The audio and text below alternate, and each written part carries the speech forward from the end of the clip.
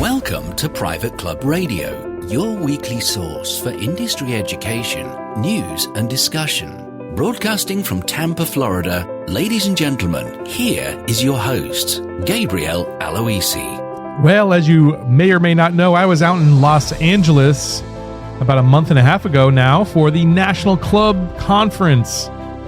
It's the national conference hosted by the National Club Association, and it's one of my favorite events that happens all year long. I'm there every year. This is now the third year in a row we did Private Club Radio from the conference.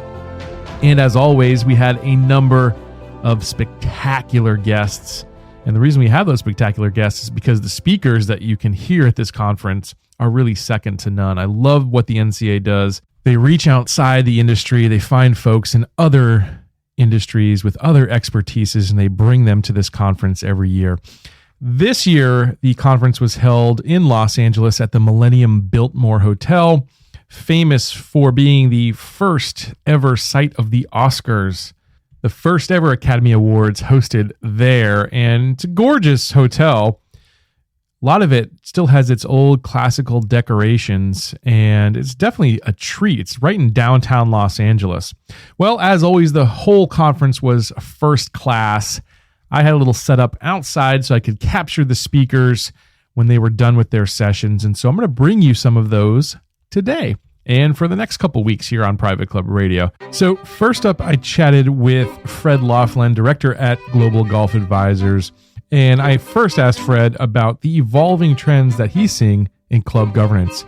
Here's what Fred had to say. We're seeing some progress, and clubs actually were a ways behind most of the nonprofit world just because they were a different community. Sure. They consider themselves separate, but then they began to realize that they were big business. I mean, many of these clubs are in the top 1% and 2% of businesses in the United States. And wow. Not to run the club as a business is not being fair to the members. So more and more boards are realizing their responsibility in that area, and good governance is all about just being good business people, sure, for the most part. Yep. So some of the trends, obviously, we're seeing boards getting a little bit smaller, staying longer. What other trends are you seeing out there in terms of governance? Well, the primary issue is how the boards will actually document how they're going about their job. They have the job of governing, and like most jobs, there's a way to go about it. And one particular aspect of that is transparency, is communicating with the members how the board is going to take the authority that the members give it through the bylaws, exercise that authority to provide the services and the amenities that good clubs provide in an efficient way. Right. So that's the primary area that I'm seeing, that boards are being much more intentional about actually disclosing how they're going about their business. Yeah, fantastic. We're actually live streaming this right now. So have you actually seen any boards videotape their sessions or in other ways document it in unique ways that they're putting out there? No, I haven't seen them videotape it yet. That would be interesting. And in fact, there's accusation by the members in many cases of the board not being transparent, not communicating enough. One of the things that a board policy manual or a good documentation of the board's principles and practices will do is allay the fears that they're too secretive, that they're going about their business without communicating with the members, that they don't have a good basis for their decisions, those kinds of things. Right. So a good BPM, board policy manual, will address that, what has been, I believe, a primary concern by members, that the board just is not transparent. Who should drive that process of creating the manual? Is that something that should come from management, or is that something that should come from the board directly? Both. The board policy manual will be very clear about the role of the general manager and the role of the board. Right. The board has the authority. Good boards will transfer that authority to the general manager, and you've got professional general managers now. They know what they're doing. Right, yeah. And they ought to be allowed to exercise that expertise. Sure. But good boards will transfer that authority, but also expect the accountability. Right. So it's a combination of the general manager and the board to get together and say, here's how we're going to govern. Here's how we're going to transfer that authority. Here's how we're going to get reports from the general manager that tell us that that the job is getting done, the mission's getting accomplished. Right. So that's where I think should that manual also have sort of a set of, how do you know what a win looks like, or how do you know what a loss looks like? Is there some sort of accountability built into a manual like that, or some way to quantify what progress the club's making? That's a good question, and I would say that it comes with both the style of the board, the clarity with which it has communicated the authority and the accountability, and the degree to which it's honored. Many boards will put together a board policy manual and then just let it kind of drift. Sure. They'll put it on the shelf, right, and it won't be the dynamic document it needs to be. We see trends coming, and I know you deal with trends, and so you see these trends coming. Well, those trends have to be accommodated somewhere in that board policy manual. It has to change. Right. So if you see that board policy manual changing over time, it's not an indication that it was poorly written. It's an indication that that same dynamic feature is there. It's a healthy thing. So it should be a work in progress in Definitely. some ways. Yes, That's fantastic. If you could wave a magic wand and every board in the club industry would sort of adhere to a set of standards, what would some of those look like to you? Well, legally a board has 2 or 3 duties. Duty of care, take care of the club the way you take care of your own house. It has a duty of loyalty, is that you have loyalty first to the club and then to yourself. Right. This gets rid of this guy or gal who comes in with an agenda. It's not their agenda. It needs to be the mission. And the third is duty of obedience, obey the law. So, first of all, if you truly honor that, and you accept your role as a governor, and you accept your role as having that authority, then there will be both qualitative and quantitative measures that you can use. Qualitative measures, which is the style of the board, mutual respect, the culture of the club, the brand. I mean, the board has to protect the brand. Yeah, I think that's so important. We have kind of ways, we know when there's a good brand. I mean, we don't have to be told that's Sure. a good brand. Yeah, right. And so I would say in many respects, it's not just quantitative. How long is your waiting list? How much your revenues, and how good are the Pop-Tarts for breakfast or whatever you have. Right. But those are sort of quantitative quantitative things, but also the qualitative, which is the respect of the brand. I think is probably the most important thing to protect. It's a big responsibility to sit on one of these boards. So we appreciate what you guys do at Global Golf Advisors and steering some of these in the right direction. And alongside of Fred at the conference was partner at Global Golf Advisors, Mr. Henry Delosier. Henry's been on Private Club Radio a couple of times in the past, and if you don't know Henry, he's a humble guy, but he's one of the most influential gentlemen in our industry. First thing I wanted to ask Henry about was where he gets his inspiration, a guy who's so inspiring, what inspires him. Here's Henry's answer to that question. I get inspiration from the club managers with whom we work and their boards. Sometimes the inspiration comes from their eagerness to learn, their eagerness to grow. Sometimes it comes from mistakes I see them making, and I want to help them not make those mistakes. But I find in our work we're surrounded by people who are genuine in their curiosity, and that's very inspiring to me. That's awesome. Yeah, that would get you up every morning to tackle these new challenges. Well, unfortunately, it's like that cliche, where people say if you do what you love, you've never worked a day in your life, right. And I'm probably the poster boy for that. That's awesome. Probably some people listening to the show don't really know your background or how you got into all of this. So can you share that with us today, Henry? Well, I guess the only way to summarize it is I'm a bona fide has-been. I grew up as a very successful amateur golfer, played my college golf at Oklahoma State, and had the opportunity then, having played at a high level, to go on and play some golf professionally.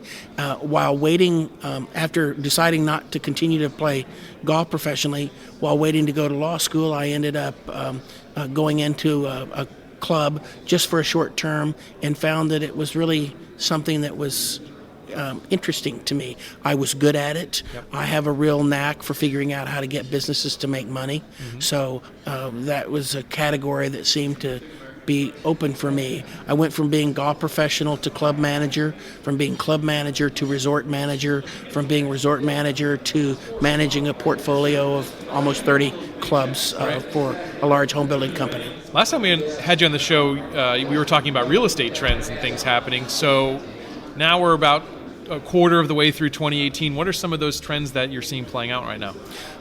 The trends are that in certain segments, there are shortages of housing. People who are able to qualify for a home mortgage are finding that when they go to buy a home that they want, there is a highly competitive process for that. It's almost like it was back in 2006 or 7. The good old days. Yes, and so as a result, a lot of the same markets have reemerged. Naples, Scottsdale, right. San Francisco Bay Area, Seattle is booming, and we're seeing characteristics that are consistent with the housing market before the bubble. The dark side of that is tough for a lot of working folks to qualify for mortgages, Sure. and so therefore there's not a lot of growth in housing at the bottom of the profile. Yeah. Within the housing market, there's a certain amount of friction brought on by the expectation of growing interest rates for home mortgages and the difficulty that some segments have in qualifying for them. Yeah. Now, you just gave a session with your counterpart, Fred Laughlin, here at the NCA conference talking about board governance. And what are some of the issues that you're seeing in terms of board governance out there? Overwhelmingly, there is a sentiment among club members that their boards are not transparent enough, Yeah. and that the quality of communication from boards is inadequate to members' expectations. In some cases, both are a cheap shot, because a lot of times people complain about transparency or communication when they themselves don't avail themselves of the information. Right. They don't show up to the meetings. They don't take a look at the notes. They don't read the emails. Right. But the fact of the matter is the responsibility of the board is to communicate. I enjoyed very much Fred's advice, which is that one of the principles of good governance is the board communicates as one in writing, so that everything that the board is doing is there for those who are interested enough to read it. Yeah. I can tell you from our work in private clubs that when boards are aggressively transparent, the level of distrust is diminished, and the level of anxiety over issues of governance is diminished. So sometimes board members will say, we're publishing all of this. It's on our members-only website. We're handing out hard copies to anyone who wishes one, and few people want to actually read it. And my response is always, the point is, you have nothing to hide. It's clear to them that you have nothing to hide. Therefore, their apprehensions are diminished. Right. Yeah. So I was mentioning to Fred that we were live streaming this right now, and so I asked him the question. Have you seen any unique ways that boards are trying to get that information out and make that more available to the membership? Yes, I have, and I've seen some good and some bad. Okay. But the most important thing is when boards are very assertive at trying to make as much membership information available as they possibly can. So if it's audio recorded, so if it's video recorded, so if there are texts that are provided to members of the proceedings, that becomes very transparent. Yeah. You can dislike outcomes, but you cannot proclaim that there was a lack of transparency. Right. And then the other thing that I have seen that has not worked so well is I've seen boards trying to get it right who are making board meetings available via Skype or annual meetings available via Skype. Right. In clubs where there is not adequate bandwidth. Okay, sure. There's always Wi-Fi problems in these clubs. Yes, it seems and like. as a result, I think I've tuned in for the annual meeting and the darn thing doesn't connect halfway through. Oh, goodness. Or just as the treasurer got up to report on the financial condition of the club, we lost the connection. Oh, no. So if you're going to take some of those progressive steps, which I applaud, then you darn sure need to get it right and see that everyone can get the information. Anytime there's technology involved, something will inevitably go wrong. Well, maybe this morning I was maybe getting they mine should set call up. maybe they should call you and have you broadcast for them. But more than anything, this issue around governance in private clubs always comes back to communication and transparency. Yeah. And once those matters have been addressed effectively, the level of trust in club governance escalates significantly. Yeah. Well, I would be remiss if I didn't ask you to look into your crystal ball, because you have such, a great insight into the industry. Where are things going for you, Henry? What's on the horizon? Private clubs are prospering as a general statement.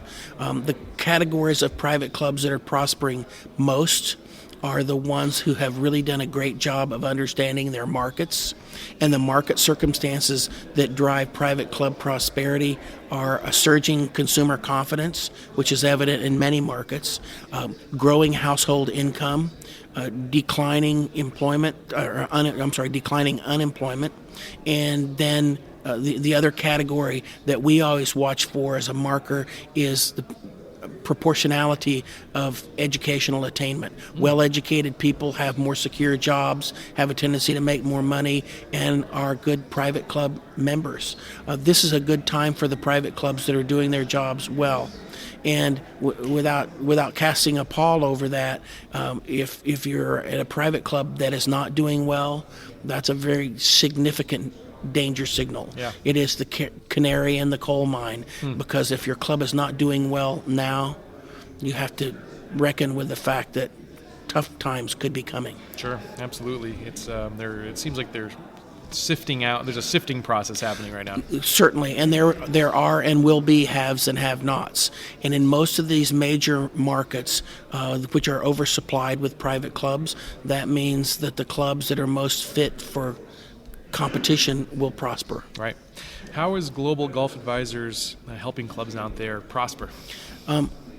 Beyond any measure, the effectiveness that our firm is having is in helping folks to develop sound strategic plans for their club, having reliable and transparent financial planning, and then guiding them in governance so that their method of governance sustains their strategy. You know, it was Peter Drucker, the great management thinker, who said that culture eats strategy for breakfast. Right. We are proud of the strategic plans and the strategies that we help our clients develop. In a private club, culture is governance. How often should a strategic plan be re-looked at? Or Every 3 to 5 years. Yeah. And in a surging market like we're having right now at the top of the market, that means that certainly every 3 years a club should be refreshing its strategic plan. Right. Frankly, the top performing clubs are achieving their goals and objectives more rapidly than they did 5 years ago. Yeah, well, it's a testament to the great economy we have going Correct. on right now. Henry, Correct. as always, love having you on the show, and thanks so much for joining us again on Private Club Radio. Thank you, Gabe. If you'd like to find out more about Global Golf Advisors, definitely recommend you check out their website, globalgolfadvisors.com. Always wonderful chatting with those gentlemen. Next up, I got to speak with CEO of Callaway, Mr. Chip Brewer. I was really excited to talk with Chip about a number of things, including how Callaway develops its products, the trajectory of the company, and of course, what's in Chip's bag. Well, next guest up is Chip Brewer, CEO of Callaway Golf. Chip, welcome to Private Club Radio. Thanks, Gabe. Yeah, it's nice to be with you. Great to have you here. So you were talking in your session about innovation, and you're kind of in this industry where you need to innovate, but it also is stifling in a way because, you know, USGA rules and whatnot. So tell us a little bit about that. Well, it's a bit of a chess match at times, Gabe, because we're working with and I mean this sincerely, with the regulatory bodies. I love the game of golf, and what we do is good for the game, and their job is to protect the game. But at sometimes does come down to the fact we're trying to make it go further and be more forgiving, and so there's some balancing act that goes there. Right. And we're fortunate. We've got great resources and a very motivated team, and we've been able to deliver products such as the Rogue Driver and new technologies in golf ball with Chrome Soft and the graphene in it that help differentiate. And although it's a balancing act, it's one that we enjoy. I picked up a Callaway driver, the Epic, last year, and that actually it took about 5 strokes off my game without exaggeration. It is a new technology that we came up with. It is 100% conforming with the rules of golf. We will not, under my leadership, do a product that is not conforming, but it does deliver more ball speed and distance, and that's what makes it fun, right? What's your R&D pipeline like? Like how far out are you looking to bring new products into the marketplace? We have multiple, so we're tangibly looking at products, a year to 18 months out, but then we have advanced research groups that are working on concepts and technologies that could be much further out than that. Sure. So, but they're more, ideas and parts of different technologies, et cetera. But it could be a new alloy, or it could be a new construction technique, or using graphene is a Nobel Prize winning nanomaterial that we've integrated into golf balls, and it could be exploring how to process that type of thing. And in the fairway woods, the heat treatment process is more stringent than it is in turbines and aerospace. Sure. So it's researching how are we going to manufacture that? How do we control the whole manufacturing process tight enough to bring products? So there's multiple things going on. I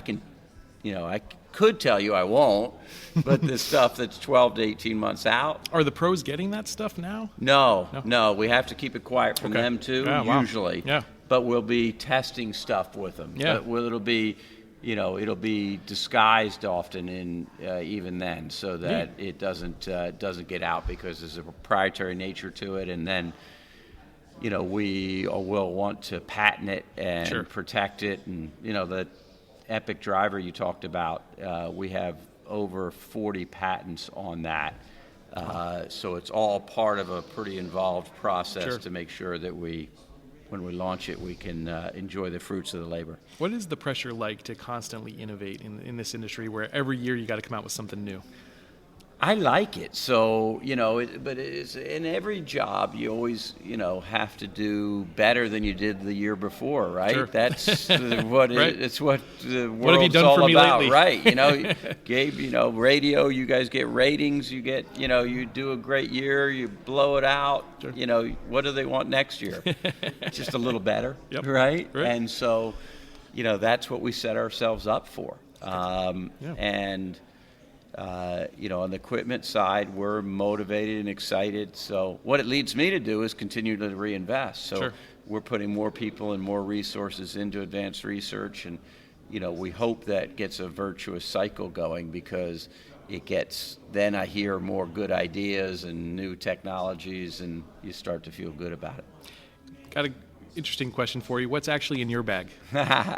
I've got obviously bag full of Callaway. I've got most of it on the market, but a couple prototypes may not be out so I'm part of the testing committee, and have too much access and a wandering mind. So, the Rogue driver, the X-Forge irons, Rogue irons, but I do have a prototype wedge that won't be launched till next year. That's early, a Mac milled Daddy part, 5 or something. Something like that, and a putter that won't be out till mid-year, and so I do get to Perks. goof around with some stuff a little pre-season. Are you how involved are you? I mean, obviously, as testing the equipment, you're giving your feedback, but how involved are you in that process? I'm very involved on the product concept and side of it, and agreeing on what goes to the market and et cetera. But I'm not an engineer. I'm not smart enough to really tell them what to do or there, and I wouldn't try. I like how you said you hire people that can do they're smarter than me 10 times. Right. But I'm setting culture and standards, and because I care and because I have experience, I do get directly involved sometimes in evaluations of when when the recipe's done or when it goes back in the lab for a little bit. Last question for you. Looking into your crystal ball, where is golf going? Golf's in a great spot right now, Gabe. It's gone through. It's been around for a long time. Of course, in that time, it goes through ups and downs. And in the late 2000s, it went through a tough time, and it was much maligned. And there was all the press about the difficulties of golf and decline and all of that. But whether you look at the tour and you've got, the youth and energy and Tiger coming back, and that's huge. Interest there is high, and it's high for, old farts like myself, and it's high for young kids and everybody in between, and that's great. And you've got new forms of golf like Top Golf and different forms of screen golf coming in, and juniors are playing at a higher level than they ever have. There's a lot of positive things going on in the game right now and in the industry. I'm encouraged. Good time to be in it. Yep. Thanks so much for joining me. Thank you, Gabe. Appreciate it. Yep. Gotta say, I agree 100% with Mr. Brewer on those remarks. I'm really bullish on the game of golf myself. I think it's on a fantastic trajectory, and I really see it growing in the next 5 years quite a bit. Well, we're going to finish this episode off with Mike Nagel, who's the regional sales manager for ForeTees, learn a little bit about their technology and some improvements coming to the platform. Here's my interview with Mike. So, Mike, you got some new products coming out on the market. Let's take a look first at your back office solution, the ForeTees Business. Yeah, ForeTees Business is a product we're really excited about at ForeTees. Since the start, we focused on member-facing reservation systems in the golf world, private club world. That's always been our level of focus. And a lot of those clubs have asked for years for us to introduce a product to the back of the house. So we chose to actually develop on the Salesforce exchange. So much like your smartphone offers an app exchange, Salesforce offers an exchange for developers to go on and kind of customize the classic Salesforce product in the way that suits your business. So obviously we chose to do that, thought it was a good long-term plan, very, very high level of security with Salesforce, and a technology that's been proven to be used by a lot of people, which in the software world is something that we sometimes forget about. You gotta actually use it, right? So we're excited about that. We've customized it so much and built it specifically for private clubs. So. Yeah. Now, what I like about your software, having poked around a couple times, is that it's seems to be intuitive. Is that how you describe it? Yeah, that's our goal with really anything. I mean, I think today the average smartphone owner has 90-some apps on their phone, and I think the average person actively uses around 30 of those. So, our goal really is just to first convince them to use it, and then if it's not a good experience from the onset, it's a good chance you may never get that person back. So, software can sound so good, but if no one uses it, if it's not simple, we're going to spend all of our time training clubs. That's just not going to work. It's got to be something they can pick up, they can use. We've got some good precedent set at ForeTees. We use Salesforce internally, so it's a system that we've really committed to for customer support and our development schedules. And we've never really provided any full-scale training to our employees. I think that's kind of a testament to how simple the Salesforce platform is to use. So we're hoping we can have that same dynamic when we roll it out to clubs. Yeah, I know I have probably 5 or 6 pages of apps, but I don't get past. I'm pretty much stuck with the first page. It's about That's about it. Sometimes I get to the second page. Very, very rarely. Exactly. That's how it works. But you've got actually some new features for your app too. Can you talk a little bit about those? Yeah, the app is growing. It just keeps going. We're very fortunate to have the highest number of clubs using our ForeTees app in the industry. We've worked hard to do that. We were on the App Exchange very early in our technology cycle too, so we've got a lot of experience working with Apple and the other providers, Google Play and so on. Lots of new features. Just kind of we've got a new dining system, so there'll be some new features for the member in there that can be customized however the club kind of builds it out. So like reservations or what sort of stuff? Yeah. So right now we have dining reservations, but we've got some new features that are going to allow the club to give the member even more abilities to make that reservation. So if it's just more specific seating requests or so if I want to sit by the window or now it's you just type it in and say, hey, I'd like to sit by the fireplace, but we're going to have some newer features that the club can kind of build out better suit their club. We've got some new stuff coming for the golf part of the app as well. We're excited to have kind of a new feature as it relates to caddies. Okay.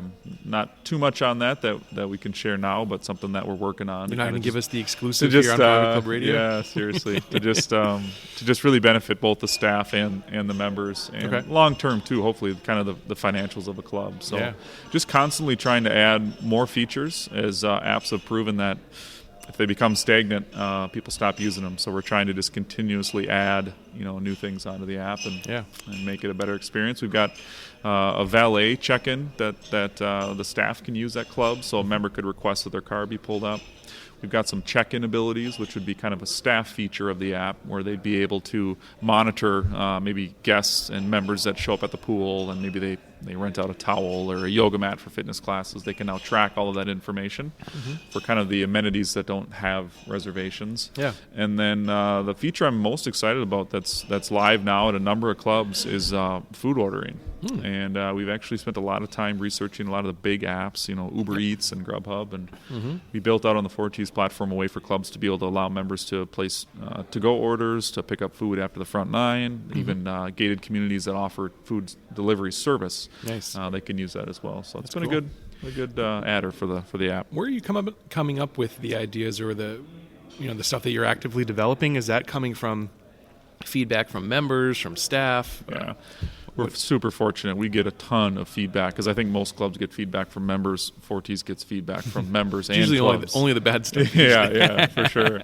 So we have just a great network of customers that are always coming up with things that they see or ideas, and then internally we've got a pretty demanding kind of development plan. We actively are downloading all sorts of other types of software systems, actively researching what's happening in the public market. It's a good way to kind of learn how the traditional consumer is living their life, and then how that could potentially relate to the private club world. So that's kind of where it really comes from. So, yeah, that's neat. That's very cool. So you travel around quite a bit, and I know you're a 5 handicap or so. So what are some of the courses that you're excited to be playing, or you played recently? I should say talk about the private clubs, but I got the chance to play Bandon Dunes. We went to the PGA Professional Leader Conference earlier this year, and that was was a treat.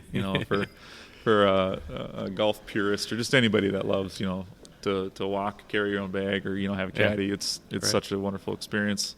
That's on my bucket list for sure. Yeah, if you can go, I would definitely recommend it. Other courses, I got to play actually Old Town Club a month ago in North Carolina. Just one of those hidden gems. Beautiful track, classic course. Just got redone, I think, by Crenshaw's team. Privileged to play there, and anywhere. It doesn't have to be anything special for me. It's just if it's a nice day, I'm happy to play anywhere. I think that's what sets you guys apart, though, as a technology company in the industry. That there's just a passion for golf. And that's why I asked you that question. Yeah, I mean, we have. I lose the number, but we've got at least a half a dozen PGA professionals on staff at ForeTees. We started in the golf world, so it is definitely our passion. It's kind of what has driven us to where we are today, and if you're passionate about it, I think it helps with what we come up with. Yeah. Well, last question for you, Mike. What would you say that your differentiator is? Between there's lots of software solutions out there. What makes you guys the right choice for a club? Yeah, that's a great question. I mean, everyone always leads with we have the best customer support, or we have this, or we have that. I think with ForeTees, we are very upfront as to who we are, where we're going. We're not going to fit every club, and I think we just kind of accept that. Our goal is to provide clubs with the highest end technology. And what's unique, I think, about ForeTees is we've actually partnered with a number of other platforms, just accepting that there are other companies that do things really, really well in our world. Yeah. And if our goal really is to give clubs, that best software experience, we need to find a way to add our expertise and share it with that platform. So that's what we've done with our back office product built on Salesforce, our website products, and a few other things that we have. We've really taken our expertise and added it to some successful platforms. So I think that's kind of where we are, and just the acceptance too, where a company is very willing to accept that. There's a lot of good stuff out there, and you have to respect that. Yeah. And that's a mistake I think a lot of people make in any business, is they start to add all these products and services that maybe they're not the best at, the best fitted for. Yeah. and they try to be all things to everybody. Yeah. And I think it's a lot better to do one or two things really perfectly, and then and accept that there's other solutions out there. Yeah, I mean, focus is a huge thing, I think, in any business or relationship, whatever it may be. If you can provide focus to what you're working on, you're probably going to accomplish it better and faster. For ForeTees, I mean, we've always been in the private club world. We've had thoughts of, what else is out there maybe, but for us, I mean, we started with golf and we stuck with golf in the app for a long time. Some clubs probably they wanted more from us earlier. Sure. But, we've always committed to just exhausting that reservation system or whatever it is, and then put the back office product too. We would have loved to have it out 3 or 4 years ago, but we picked this plan, we stuck with it. We want to make sure we do it right, and that's the way we're going to go. So we'll see how it turns out. I look forward to getting a demo from you and checking it out a little bit further. Thanks, Mike, for joining me today. Yeah, man. thanks for having me. So if you're interested in learning more about ForeTees, I would invite you to check out their website, which is ForeTees.com, ForeTees.com. Really fun chatting with Mike. Such a wonderful conference. You've got to be there. If you are not a part of the National Club Association, check out what they're doing. They are really the advocates for this industry in Washington, D.C. They're going to bat for issues affecting private clubs. You should be a part of this organization if you're in the industry. If you're not and you want to learn more, check out nationalclub.org. We'll be back next week with more interviews from the conference. Until then, here's to your membership success. Private Club Radio is brought to you by Concert Golf Partners, helping to preserve and enhance private golf and country clubs. Concert Golf has the capital, expertise, and private club hospitality experience to help upscale private clubs achieving long-term success and membership growth. For 25 years, Concert Golf has allowed private club members to focus on simply enjoying their club.